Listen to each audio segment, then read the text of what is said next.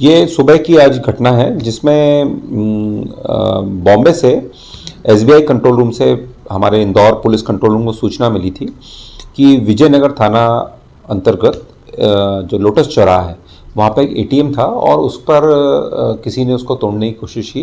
Police मौके पर तुरंत पहुँच गई थी और वहाँ पर जो जो भी लोग थे वो वहाँ से फरार हो चुके थे। कोई भी किसी भी तरह का कोई वस्तु या कोई पैसा वगैरह उसमें से चोरी नहीं गया है। अभी तक पुलिस को कोई विधिवत रूप से कोई सूचना भी नहीं प्राप्त हुई है और पुलिस को सूचना प्राप्त होती है तो इसमें